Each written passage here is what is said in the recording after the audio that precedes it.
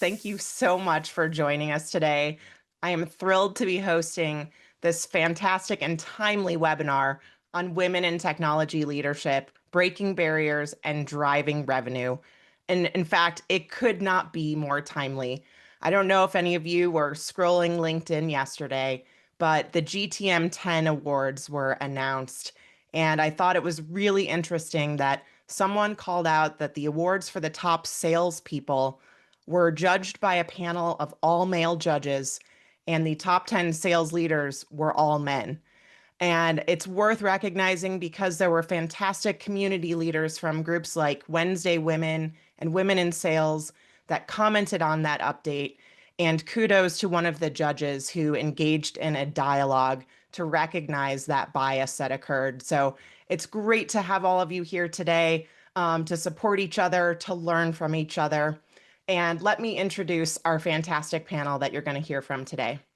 So first, my name is Karen Budell. I'm CMO at Totango, and I'm thrilled to be joined by Trinity Nguyen, CMO at UserGems, Katie Bonilla, SVP of Customer Experience at Docebo, and Kristen Hayer, founder and CEO of the Success League, a great representation of women in revenue roles, women in go-to-market leadership roles, and I can't wait to hear more from them.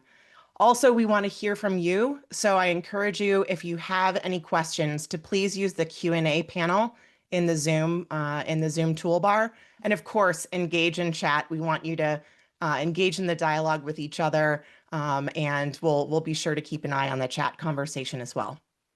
So, to kick things off, I shared a timely story. I also want to share some timely research that can help ground us in today's conversation. Wonderful community group Women in Revenue recently released their annual report on the state of women in revenue. And I thought it was so surprising that there was a 10% increase in women who cited lack of mentorship as their top challenge. 44% said lack of a mentor was a top challenge for them, the #1 issue this year. But perhaps more surprising, 69% of women in revenue said they do not have a mentor. What I do want to offer you, though, is something that women in revenue opened my eyes to, which is called Flash Mentorship. So let's look at this panel of fantastic leaders today as Flash mentors for all of you. We want to hear from you, your ideas and your stories. So before we dive in, a couple more data points for us to ground the conversation in.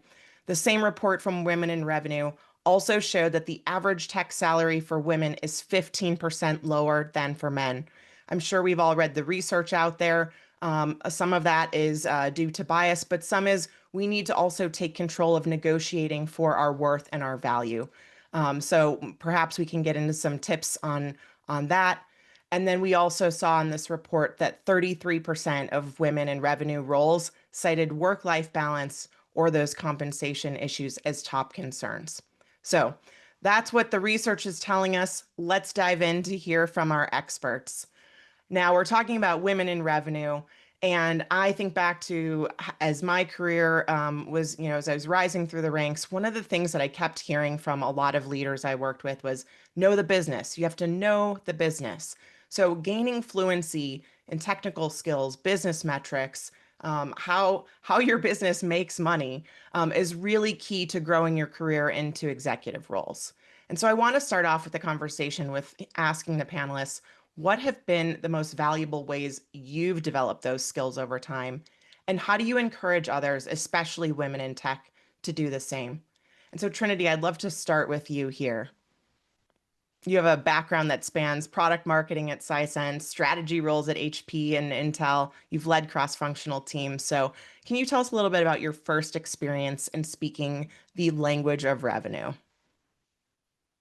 To be honest, I don't remember the first time that I started speaking that business or revenue language. But kind of like looking back, I think a lot of time as women, we tend to kind of like put our heads down, focusing on what's in front of us, because usually there are a lot in front of us at all time. And we tend to be a little bit risk, slightly like more risk averse compared to some of our counterparts. So we don't really venture into the business sides that not directly tied to what we're doing today. So, for example, in marketing, like how often do us in marketing trying to figure out what finance is doing over there to report on the revenue number. So I think in terms of like recommendation, I mean, it's not going to change over time, but I would just say like maybe be a little bit curious, block out some time to kind of like have one-on-one with people that outside of your direct partners or your peers, and get a little bit curious about what they do, how they measure it. And I think the moments, like from two experience of my career where I kind of like just bounce around from different departments, over time, you kind of like have this overall understanding of what makes a business run, like what ultimately what your CEO or business owner cares about. And I think that changes how you talk about like even our own metrics, what that means at the company level. And that will come a lot more naturally than us just like taking courses and pretend like we know that, because we don't really, not a lot of us can fake it till you make it. So I think just be genuinely curious and maybe like get involved with some of the smaller projects or get really understanding a little bit deeper about like the finance side of things and the revenue, et cetera. Yeah, I love that. Being curious, being a lifelong learner is key. Kristen, you founded your own company. You are CEO of the Success League. What tips can you offer our listeners today?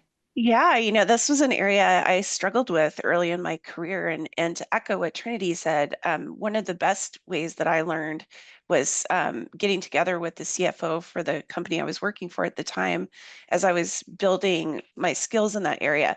I also, as a part of my education, got my MBA. And I would say, doing that, I think the biggest thing I learned from that was how to read financial statements and how to speak CFO. And it's almost like learning a language. And so I don't think you have to go and get an MBA to do this, though. I think that you can do some research online. There's a lot of great tools. Investopedia is a great tool, I think, and it's free. And you can learn about P&Ls and cash flow statements and all of the, balance sheets, all of those things that you need to understand in terms of business statements. That's a big thing. And I think the other thing you can do is find a CFO who's willing to go to lunch once a month and chit chat about what's going on with your business. I think that's one of the best ways to learn is to learn from people who are in the middle of it today. That is a great tip. Make friends with your finance leaders. Absolutely. Hmm. I'll also offer, I think you made a great point, learning the language. Sometimes it helps, as much as we as go-to-market leaders learn a lot from listening to our customers and prospects, how they talk about their problems. It's helpful to read and listen to how finance people talk. And two newsletters that I've subscribed to that I found really helpful for getting a pulse on the software industry, our only CFO, and then CJ Gustafson, and I'll type those in the chat. But I've been reading their newsletters for years and just exposing myself to the way that they talk about the key metrics that we hear day to day, but contextualize that can really help when you look at your own business. So great tips from everyone there. Now, I want to move a little bit into what's really important, especially when we talk about revenue roles or go-to-market roles, which is cross-functional collaboration. It's often where great ideas gain traction, or they can fall apart if we tend to move into our silos. So, I want to talk about what strategies you all have found most effective in building those strong internal relationships, especially if you think about those are the people on the call today that want to aspire to an executive role. You may often hear about team one. When you're at the executive level, your team one is your peers on the executive team, and it's a time where you have to take your functional leader hat off. So, what tips or strategies can we offer, especially for cross-functional collaboration in a fully remote or hybrid environment? And Kristen, I want to start with you because you've built and led award-winning customer success organizations. You now advise companies through the Success League, your company. So, can you share some real-world examples or tips on how that cross-functional alignment can drive significant outcomes? Yeah, so there's two teams that across all of the hundreds of companies we've worked with tend to have friction with customer success. And it is usually sales and product. And it's sales because sales sometimes, because they're very busy, throws things over the fence to customer success without a lot of information about the deals, without a lot of great expectation setting, and that can cause problems and friction between those two teams. On the product side, it's generally around feature requests, information about things that are coming, and making sure that customers get help. And so, I think the two things you can do to really improve those relationships are make friends with the leaders of those teams, but there's shared information that flows between groups. There's some good things that as a customer success leader, let's say, you can provide to the sales leader and you can provide to the product leader. And by taking the time to give before you ask, you are actually building a good relationship with those other leaders. So for sales, for example, one of the things that sales leaders really want is they want great information about who's willing to be a reference. Well, if you're in customer success, you have access to all of the customers and you can start to track who's willing to be a reference. It's a great thing to offer to a sales leader in exchange for, hey, by the way, could we maybe train your team a little bit on how to better hand off an account? And so by offering something, you can then ask for something in return. I think the other thing that both of those teams, product and sales, really want is information about what's going on with customers and why are they purchasing and where are they seeing value. That's valuable information for both groups. And so, if you can look for those ways to give, then I think you have the political ability to ask as well. So those would be my tips. Yeah, and Katie, I want to go over to you now because you lead the post-sale organization at Docebo. So curious how that resonates with you if you have other tips to help folks think about cross-functional collaboration. Yeah, for sure. I think everything Kristen said is 100% true. So all of that and more. I think, being very intentional and understanding how to network. So when you're going to those groups, of course, like how can you help them? What value can you bring to the table? That'll certainly facilitate those relationships more. But, on the ground, like how do you do that? And especially in a remote environment, right? So at different jobs that I've had, it looks certainly very different.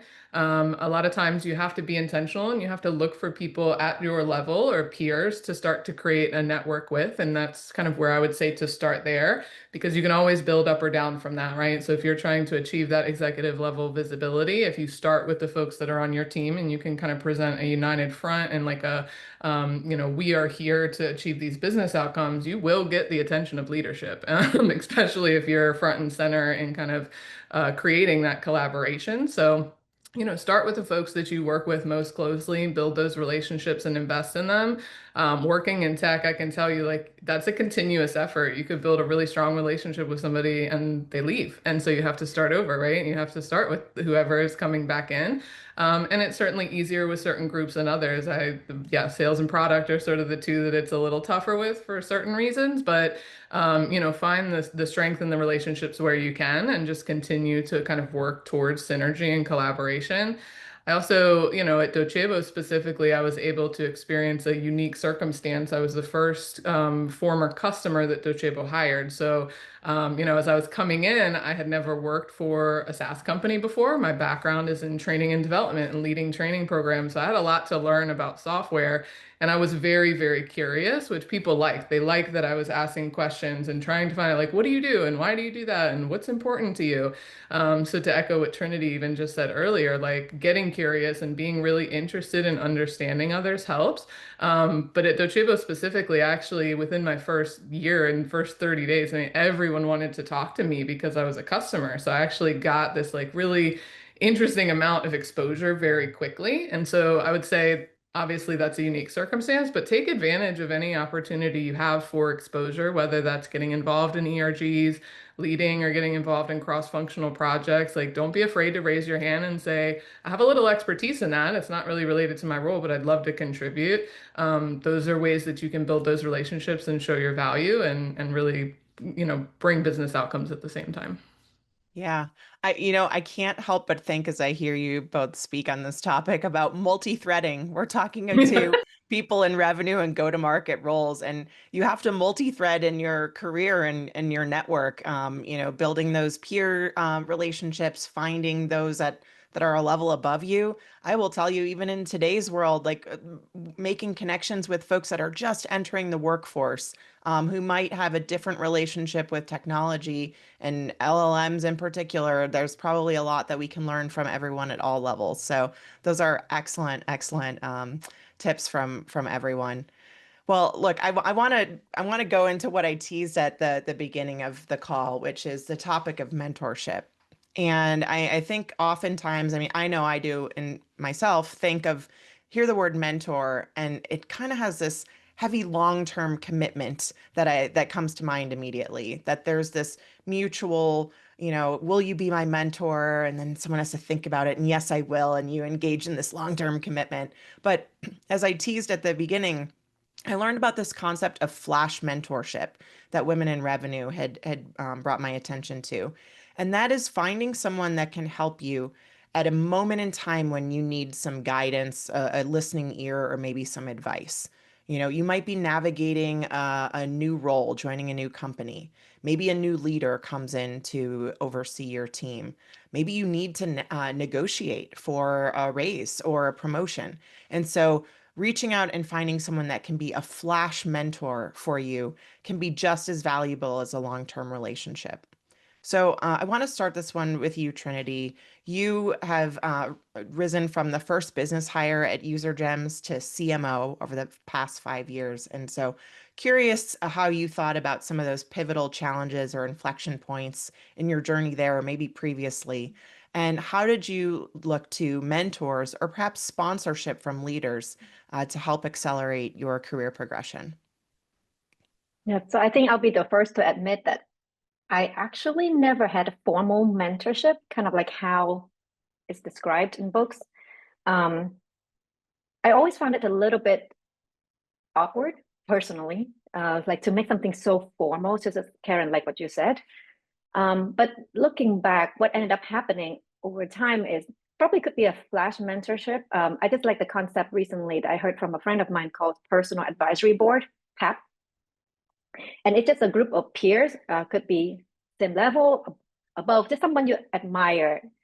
And it just somehow like the concept of the personal advisory board just sounds very casual and it's not formal. I never reached out to any of them asking, hey, would you be my PAP?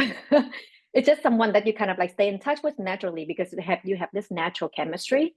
And then whenever I have questions, I will reach out to them, asking them for advice and feedback. And then it's just never formal. So it just feels like less commitment from both ends to have this on the calendar, et cetera, et cetera. And I found that over time, that's been the most helpful type of mentorship that kind of guide my career. So I would say like maybe the concept of mentorship, if you found a mentor, fantastic. You are very, very lucky. I haven't been that lucky. I think a lot of my previous managers and managers were my mentors in some way because I learned from them. But I never had this formal sit down, let's book a monthly chat, mentorship, mentor-mentee kind of situation. So if you like me, maybe just kind of like figure out like who's in your path. Most of them don't even know that they're part of my path, to be honest with you. But this is my personal Rolodex that I can ping when I have questions that I know that they are an expert in. And they're more than happy because you actually have a natural relationship with them already. I love that. Well, from personal advisory boards, I'm going to segue to someone on the Totango customer advisory board. Katie, you've spoken very eloquently about the impact of mentors in your career and at Docebo in particular. So how have you approached some of those relationships that have influenced how you've navigated your career? Yeah, I think mentorship is just critically important. And everything Trinity just mentioned is how I see mentorship, because mentorship is kind of like it's the construct that you try to fit things in. But it's really that sort of attitude and culture of learning that you have within yourself. So we've already mentioned like the importance of being curious. Don't ever underestimate how much others want to help you. I did a little bit of network marketing to learn how to market and to sell. And I realized that when you ask people for a favor, when you ask people for a question, whether you know them or not, more often than not, they're very willing to offer their advice.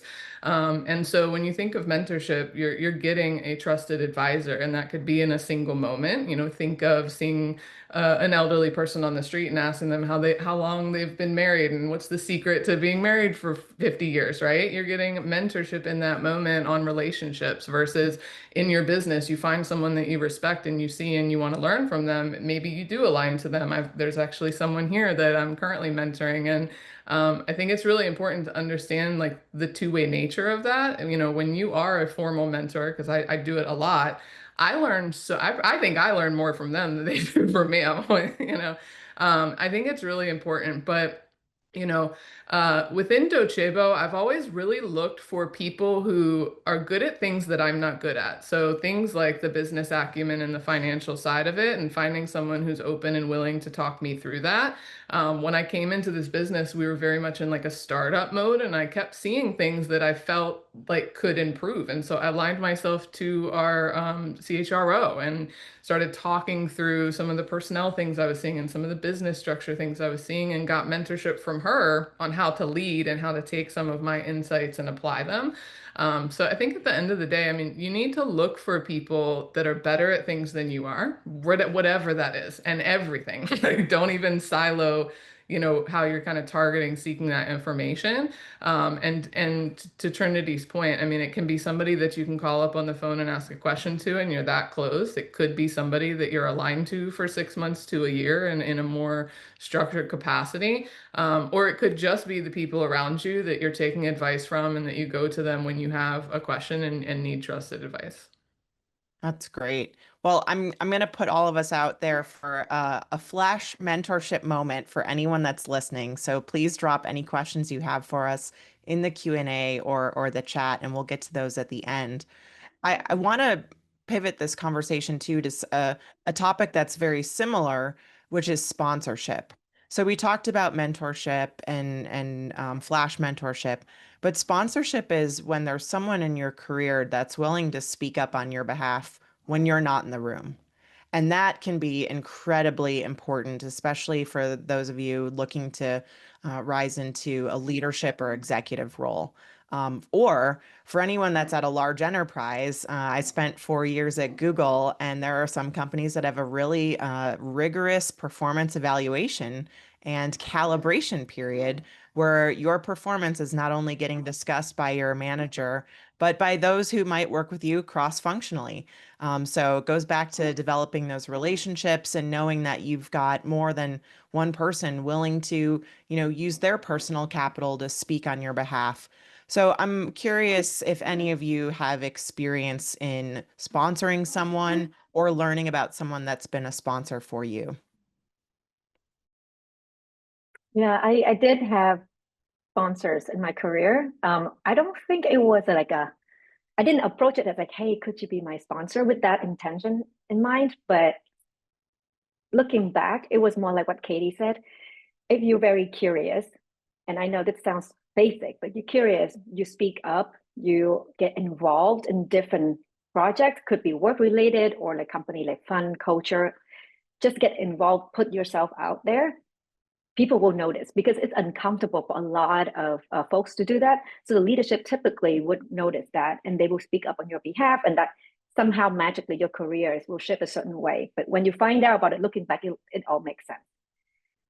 Now in the leadership position, so I do sponsor folks that stand out. And again, kind of like the reverse, right? I notice people who are curious, who speak up, who get involved even when it's not their role. So the extreme ownership. It's really uncommon to see that amongst your team. So when you do it, if you put yourself a little bit out there, you will get noticed even when you don't realize it. So going back to what Katie said, just put yourself out there. I was All going to right. just jump in and say, I think my way of liking to sponsor people is to bring them with me on career path journeys. I've brought a lot of people with me from company to company over the years. And I love to help people progress their own careers. And so I think if you can find somebody who you can continue to learn from, you might be able to stick with them over time too. And I think that that can be really powerful.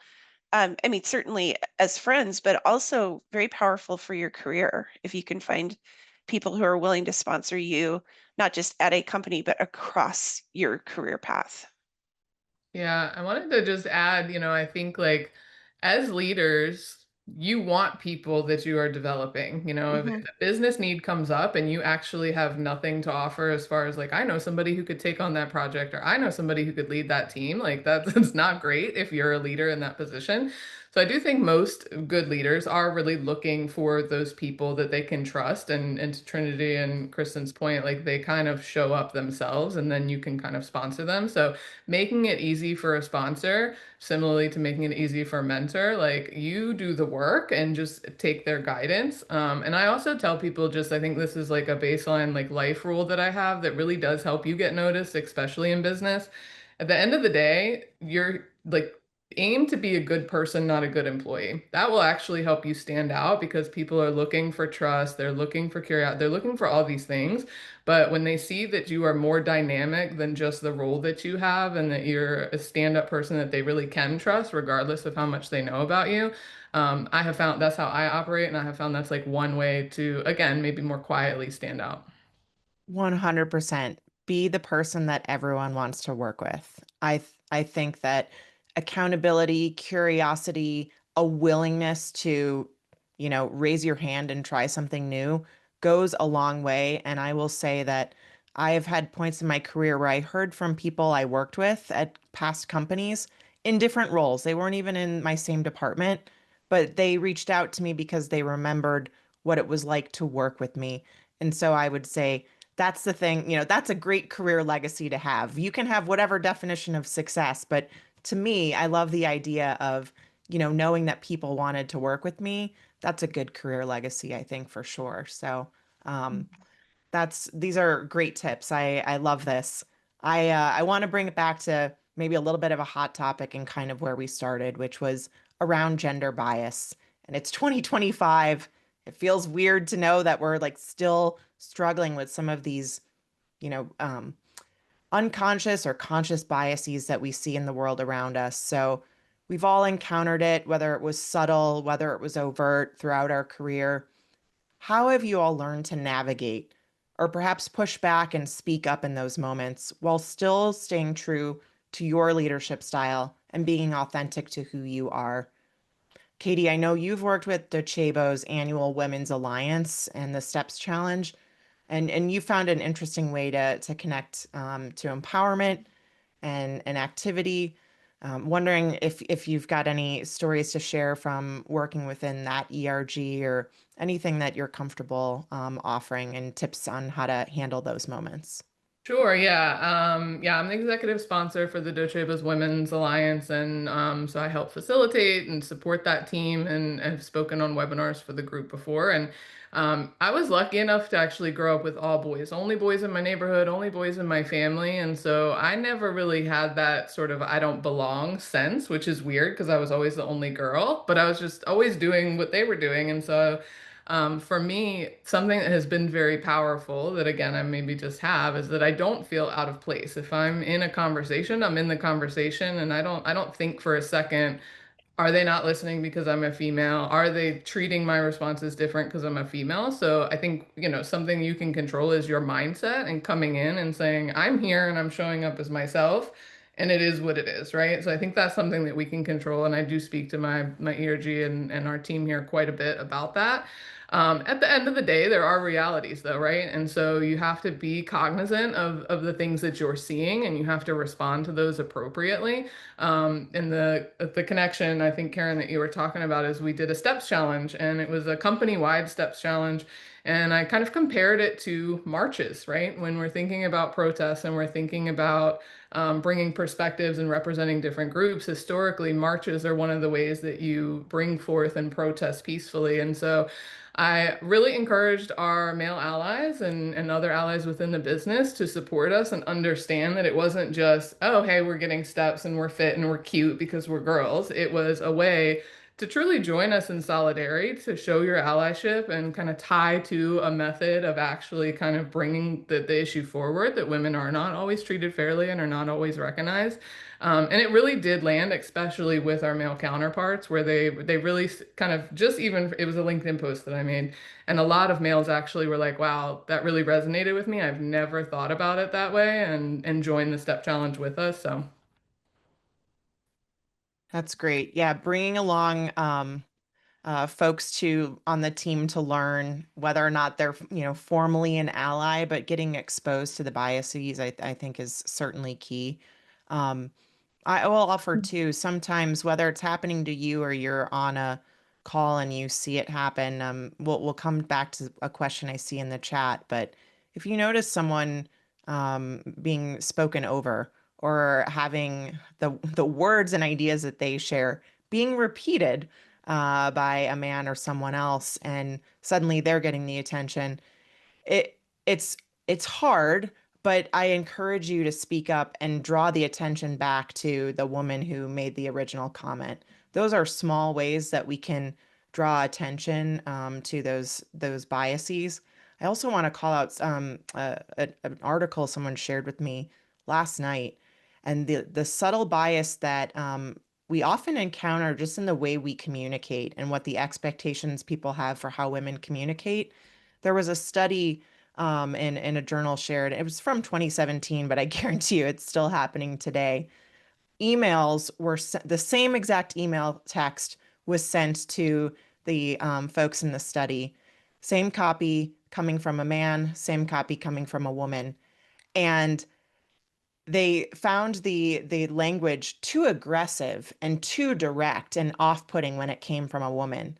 But, there was just this expectation that if a man sent it, he was busy and he could be direct and curt and no big deal. But there's this expectation that we have to, package or edit the way that we speak as a woman. And so that can be really challenging.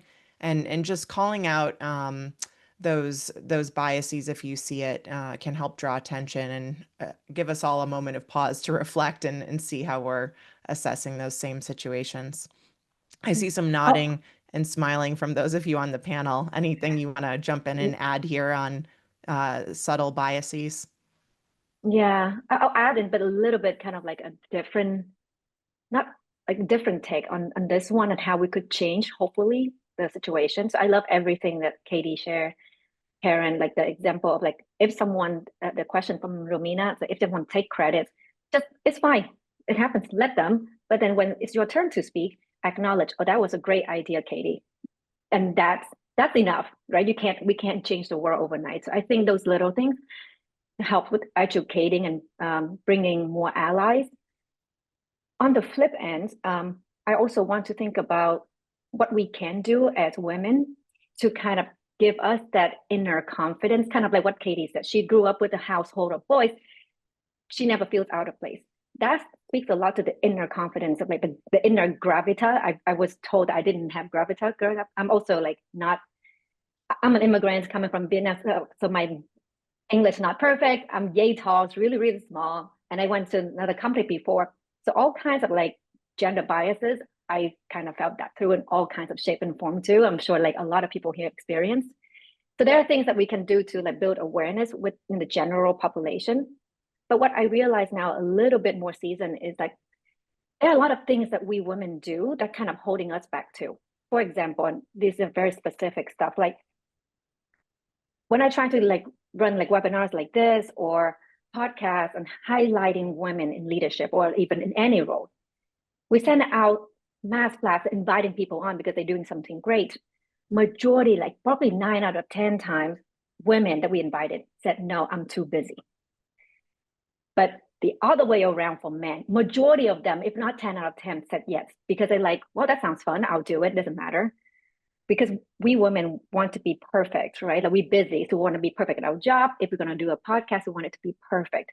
But that actually holds us back. So just like these little things, the staying curious, reaching out to people in your organization, or making noises in Slack channel, for example. A lot of time I notice female employees don't tend to do that just because, well, I don't want to be too noisy. But actually holding us back, because if you work in a remote company like us, the only way for the leadership to see and sponsor people is through the Slack communication. So like these little things, I feel like we need to kind of put ourselves out there, say yes to more things. It's okay if the podcast interview is not perfect, but you know what's going to be perfect? 10 podcast interviews later. So if we put ourselves out there a little bit more, then we have this like inner gravitas and confidence, and be kind of like Katie, where she feels like, well, I never feel out of place. Then we can speak up. And then we don't care if someone say that our email sounds too aggressive, because it doesn't matter. I'm here doing my job. Yeah. So I'll You- get off my soapbox.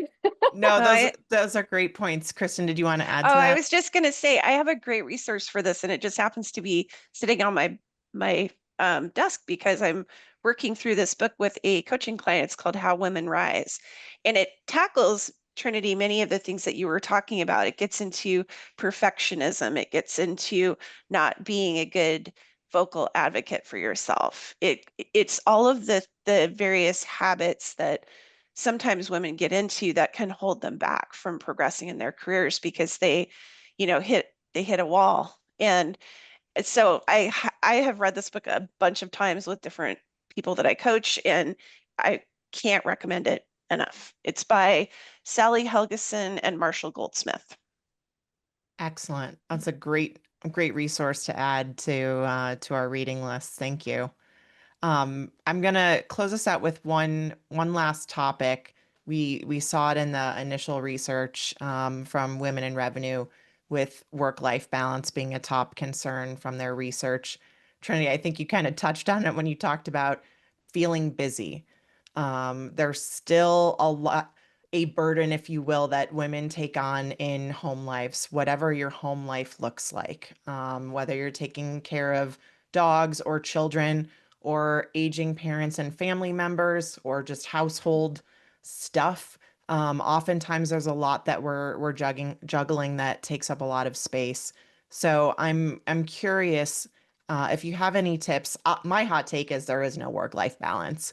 It's sort of this up and down, and you might, skew too much towards work one time and maybe too much towards life, but it's trying to find maybe a harmony or a rhythm that works for you and those in your immediate family life. But Kristen, you're a CEO, you're a parent, dog mom.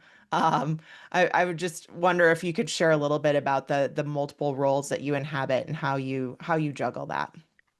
I 100% echo what you said. I was actually thinking about how I would answer this, and I think there is no balance. Some weeks it's all about work. Some weeks it's all about parenting. Sometimes, you get a break. Most of the time when you own a company, you're working harder than you've ever worked on anything in your whole life. And so, you just, rather than finding balance or sort of striving to find balance, I try to find importance and think about, of all the stuff that I'm not going to get to this week, what are the important things that I should prioritize? And so it's more about prioritizing than finding balance. So That's a great point. And I'm going to add this one because I just came off a very busy run of traveling for conferences, traveling for some PTO, and I got sick. So prioritize yourself. Make sure that you are making time for you and what you need to stay healthy and give your best, whether that's to your life or to a moment where your work might need you. Make sure that we don't forget about ourselves. It's so important.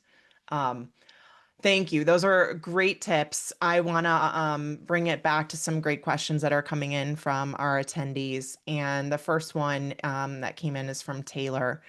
So the question is, do you feel that moving from company to company is a better strategy for professional growth than staying at one company for many years?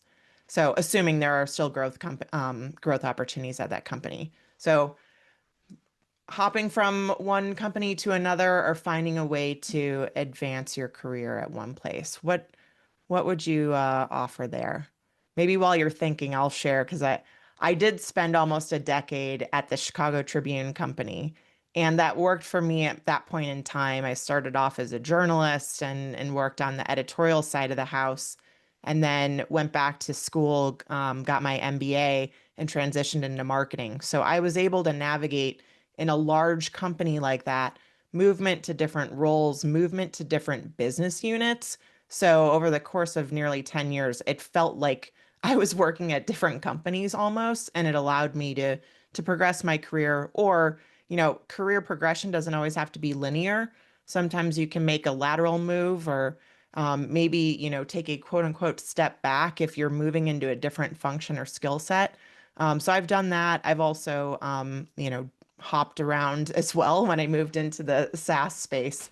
And I think it just depends on what you're looking to get out of that next move. Is it looking to progress into a leadership role and move up, so to speak, or are you looking to broaden skill set? And I think that's where you have to look at what's possible within the company that you're in. Are there different business units or leaders or functions that allow you that growth? Kristen, Katie, Trinity, anything that you have to offer for Taylor's question? I I definitely have. just, Go oh, ahead. go ahead. Go ahead. I was just going to say, I think there's also the idea of you can stay too long sometimes at companies. And, for myself, I've caught myself staying too long at a couple places where I've worked. And it hurt me because it made me look stagnant in my career. Even though I was progressing through the company, I, I just wasn't growing in some of the ways that I think would have helped me earlier in my career. And so, I think you want to find that balance of like being there long enough to learn what you can and not staying too long. And that might mean challenging yourself to think about whether or not the job is really what you need right now. That is a very good tip. I will say that's probably the most challenging one too for any of us on this call that feel a loyalty or even maybe a pride in the work that you're doing, the team that you've built that you're part of. Um, I think our gut and intuition can sometimes be great guides in those moments, and it's hard to balance. If you feel like something's maybe not the right place for you. I moderated a panel at TSA World in Orlando a few weeks ago, and this topic came up, and one of the panelists talked about, sometimes the environment that you're in is just not right for you. It's not you, it's them, it's that environment, and it's okay to walk away. So that's great, great words there, Kristen. Anyone else, Katie, do you want to add anything there? Yeah, I think like I was just say like it's okay to not be ambitious. Now, if you are, that's great too, but what I always tell people is like, are you getting any more juice, right? Everything that you approach in your life, you should just be trying to like get all of the juice out of that orange and squeeze everything you can out of it. And if you're doing that and you're operating in that way, there's no such thing as failure because you have learned, right? And I think there's a very big difference between early in your career and what you're trying to do versus later in your career or what your current goals are. Even talking about work-life balance, my kids are in their teens and there have been periods where I'm like, I don't want to advance at work right now because my home life is so intense. Like I am ambitious, but like I couldn't take a promotion right now if they gave it to me, right? So I think you really got to think about like where you are, but ultimately, to Kristen's point, like if you're not getting anything out of it, you're not learning anymore, you don't see any growth opportunity, there's no additional skills coming out of it, then definitely make a move. And then even Karen, to your point, I think movement is movement. You can take all kinds of different projects, skills, new responsibilities, whatever it looks like, or promotions at the same place, and that's as valuable a growth as anywhere. Or if you're in a place where you kind of keep hitting walls, we'll move to the next place. And if you hit a wall, move to the next place. So I think it very much differs, but I always kind of encourage people like get everything you can out of wherever you are at any given moment. Yeah. Yeah. And I will say too, just to tie it back to our conversation around making connections with folks, if you move companies, your network still stays with you. So that's why it's so important to continue to develop and invest in your network. That will help a lot if you decide to make those changes. Speaking Mm. of change, another question came in. You've all led through a lot of change. I often talk to people about the 2020s is like the decade of change. You know, every year has felt like it's 7. It's like dog years in a way with everything happening in the world. So, what's one leadership lesson that's helped you stay true to you and who you are as a leader, even as the environment around you evolves?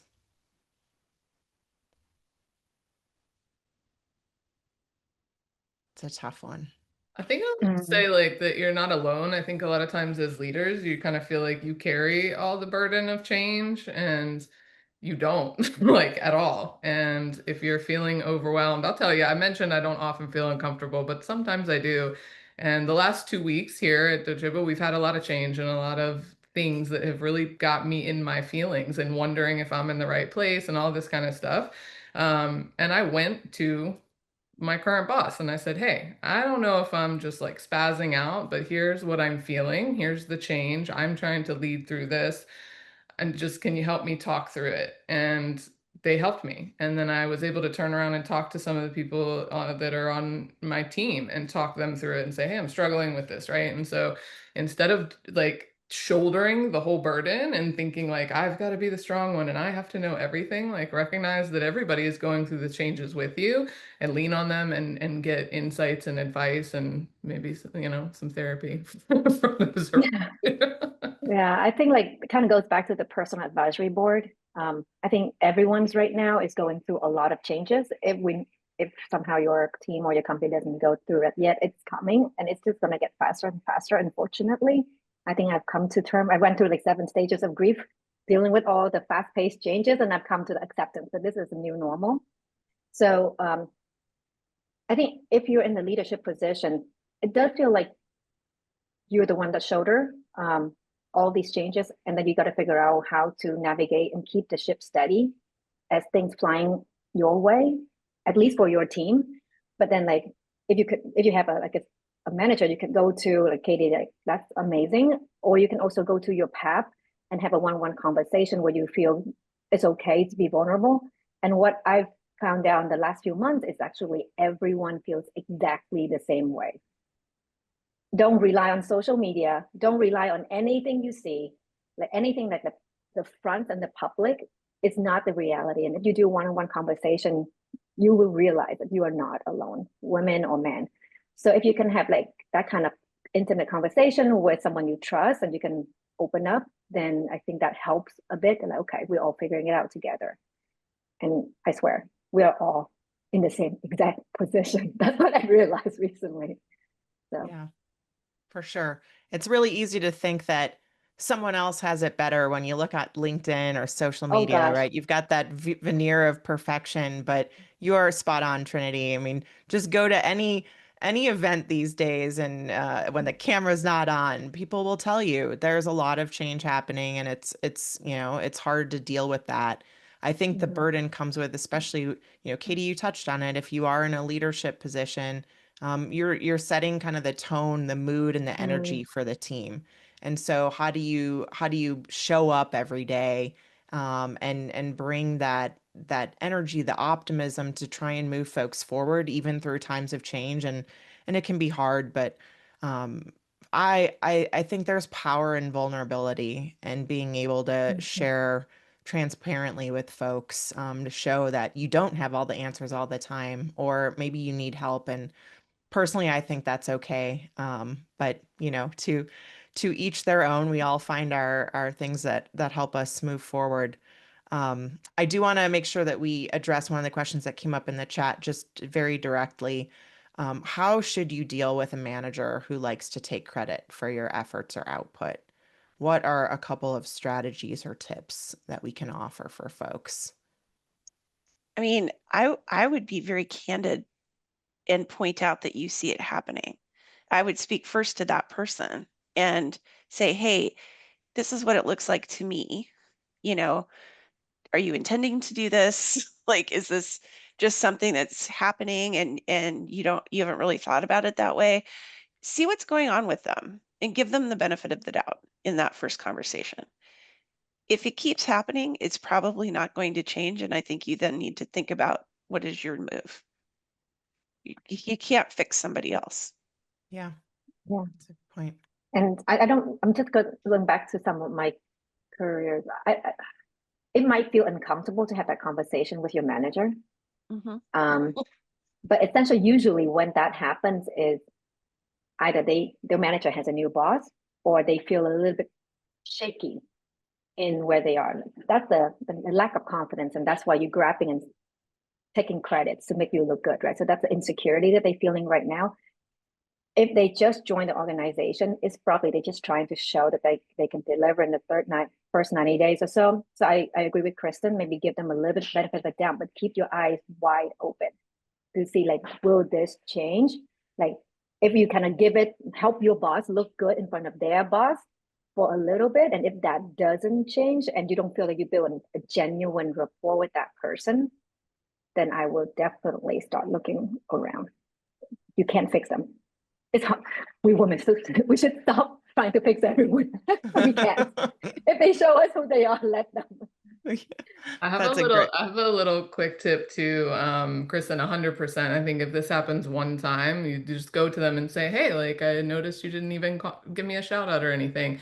Another way to have that, if you struggle with that sort of directness, is to say, hey, I'm really proud of the work that we did together. I'm really proud of this project that I produced for you.